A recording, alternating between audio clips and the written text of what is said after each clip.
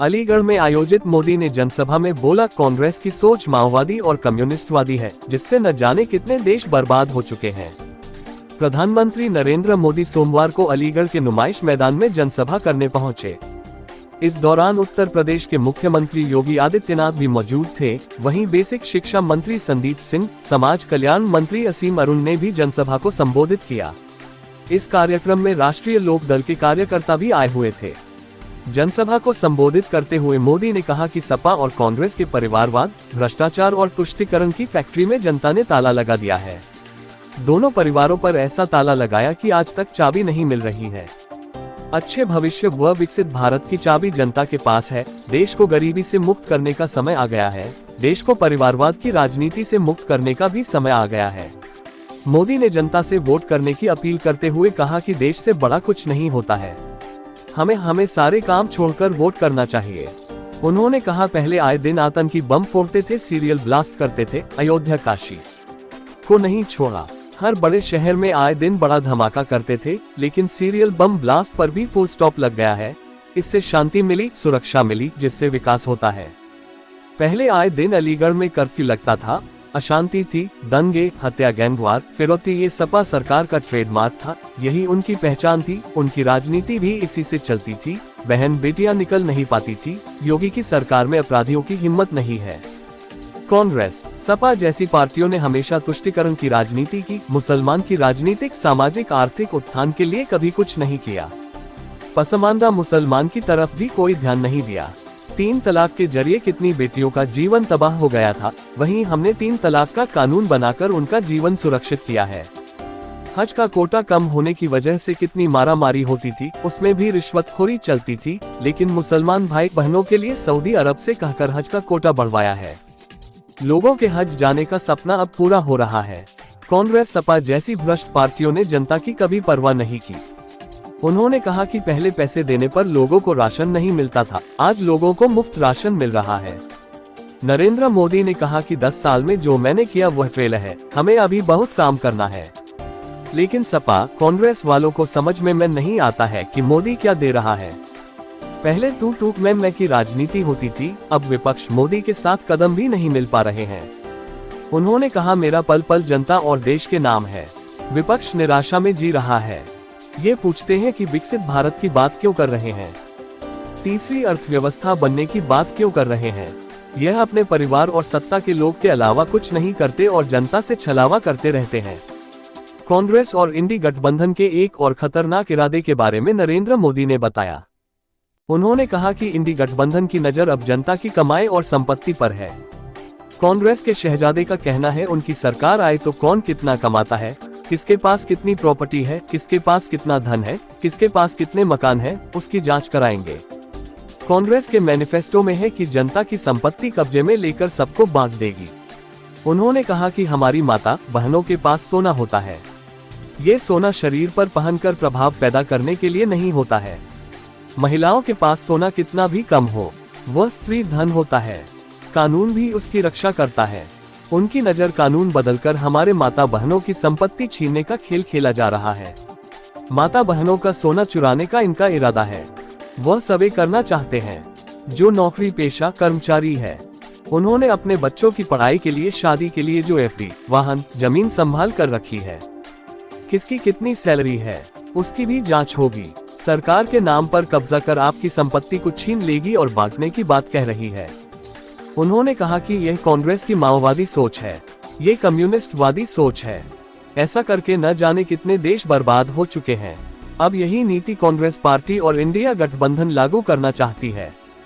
आपकी संपत्ति पर कांग्रेस अपना पंजा मारना चाहती है, स्त्री धन लूटना चाहती है। इन परिवारवादी लोगों ने देश को लूटकर अपना साम्राज्य बना लिया है। इन्होंने अपनी अकूत संपत्ति से देश के गरीब लोगों को कुछ नहीं दिया। अब उनकी नजर देश की जनता की संपत्ति पर पड़ गई है। देश की संपत्ति को लूटने कांग्रेस अपना जन्मसिद्ध अधिकार समझती है। सेना की हर खरीद में कांग्रेस घोटाले करती थी। कांग्रेस के लोग कभी डिफेंस कॉरिडोर के बनाने में नहीं सोच सकते थे। भाजपा की वजह से अब हमारा आत्मनिर्भर भारत आत्मनिर्भर सेना का बहुत बड़ा हब बनने जा रहा है। जो लोग सिर्फ बुलडोजर की चर्चा करते हैं, उनकी आंखें खोलना चाहता हूं। उत्तर प्रदेश में आजादी के बाद उतना औद्योगिक विकास नहीं हुआ जितना योगी आदित्यनाथ के सरकार में हुआ है। उन्होंने कहा कि मैं गौरव अनुभव करता हूं कि मेरे साथ योगी जैसे मुख्यमंत्री हैं। उन्होंने कहा कि आने वाले दिनों में ब्रह्मोस मिसाइल यूपी के डिफेंस कॉरिडोर में बनेगी। खबर जगत के लिए एल एन सिंह की रिपोर्ट। मेरा पीछे भाई परिवार है और इन राज्यों का लाभ मध्यम वर्ग को भी होता है। फैक्ट्री वाले को, दुकान वाले को, मजदूर को, गाड़ी चलाने वाले को, सबको होता है। अब जैसे अलीगढ़ और हाथरस में गरीबों के 40,000 से ज्यादा पक्के घर बन चुके हैं। इन घरों को बनाने के लिए जो सामान लगता है वो तो यहाँ के कारखानों से, यहाँ की दुकानों से ही जाता है। यानी गरीब को घर मिला और बाकियों को उससे काम मिला। और अब तो मोदी ने 3 करोड़ नए घर बनाने की गारंटी दी है। और घर बनेगा तो सीमेंट लगेगा, ईंट लगेगी, टाइल भी लगेगी, दूसरा हार्डवेयर भी लगेगा। और इतना ही नहीं, जब झुग्गी झोपड़ी में रहता है तब ताला लगता है क्या? नहीं लगता है। और घर मिल गया तो ताला लगेगा नहीं लगेगा? और ताला कहां से जाएगा? ताला अलीगढ़ से जाएगा।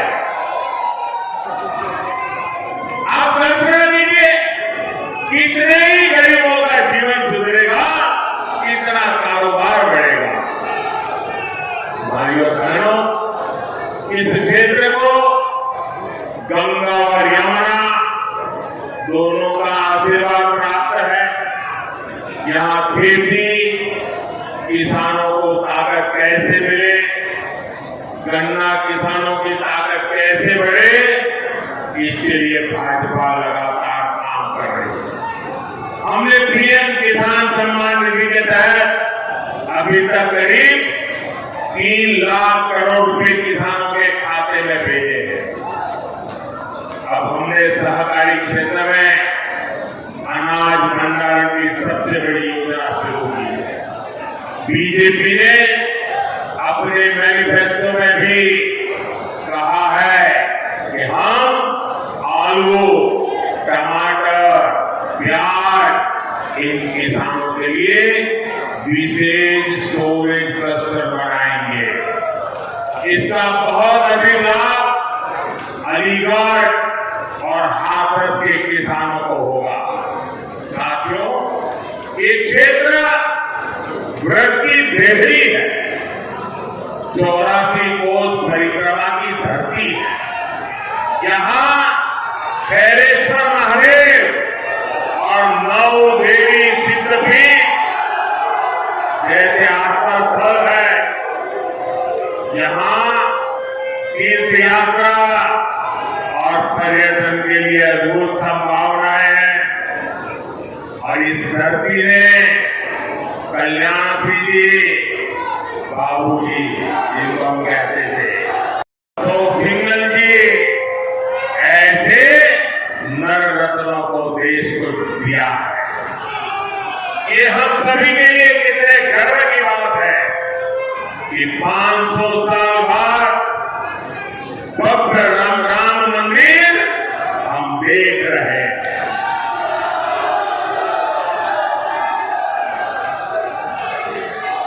और जब भव्य राम मंदिर की बात आती है ना, तो उनकी नींद उड़ जाती है। उनको लगता है ये 70 साल तक हम रोक करके बैठे थे, ये मोदी क्या आ गया, इतने साल में ही कोर्ट से जजमेंट भी आ गया, मंदिर भी बनना शुरू हो गया, मंदिर बन भी गया, प्राण प्रतिष्ठा भी हो गई, रोज लाखों लोग आने भी लग गए। अब इनकी नींद उड़ गई है, मैं क्या करूं बताओ। और इसलिए इतने गुस्से में है, इतने गुस्से में है कि प्राण प्रतिष्ठा के निमंत्रण को ठुकरा दिया। कोई ऐसा करेगा क्या? करेगा क्या? मुझे जब प्राण प्रतिष्ठा का निमंत्रण देने आए थे तो मैंने जूते निकाल करके उस निमंत्रण कार्ड को हाथ में लेकर के अपने सर पे लगाया था। मैं उसे मेरा भाग्य मानता था। भव्य राम मंदिर आज के भारत को विकसित होने का आशीर्वाद दे रहा है। साथियों, अब आपको विकसित भारत बनाने के लिए भारत में एक मजबूत सरकार बनानी है और इसके लिए भाजपा को वोट करना है, एनडीए को वोट करना है। मेरा आपसे अनुरोध है कि आप घर घर जाइए, सभी मतदाताओं को जाकर के इन सारे विषय घर में बैठ करके बताइए और उनसे वादा करिए कि छुट्टी हो, शादी हो, कुछ भी हो, लेकिन वोट करने जाएंगे। उनसे वादा करिए, पक्का करिए। और दूसरा काम, जब मतदान हो ना तो उत्सव मनाइए अपने पोलिंग बूथ में। ये लोकतंत्र का उत्सव है, आनंद उत्सव होना चाहिए। छोटी छोटी 15-15 मिनट की टोलियां गीत गाते गाते मतदान करने के लिए जाए और हमारे गांव वालों को तुरंत गीत बना भी देते हैं। लोकतंत्र का जय जयकार करते हुए जाए और ऐसा उत्सव मनाए और फिर मतदान करके वापस लौटे। और तीसरा काम, हमें पोलिंग बूथ जीतना है। हमें एक भी पोलिंग बूथ हारना नहीं है। घर घर जाओगे, घर घर जाओगे, जरा मुझे जोर से हाथ ऊपर करके बताइए। घर घर जाओगे, घर घर जाओगे, मतदाताओं को मिल करके बात बताओगे। दरवाजे पर पर्चा लेकर के नहीं आना है, घर में जाके बैठना है, उनका पानी पीना है, उनसे 5 मिनट 10 मिनट बात करनी है। करोगे? करोगे? छोटे छोटे जुलूस निकाल करके उत्सव मनाते हुए मतदान करोगे? पहले मतदान फिर जलपान, पहले मतदान फिर जलपान।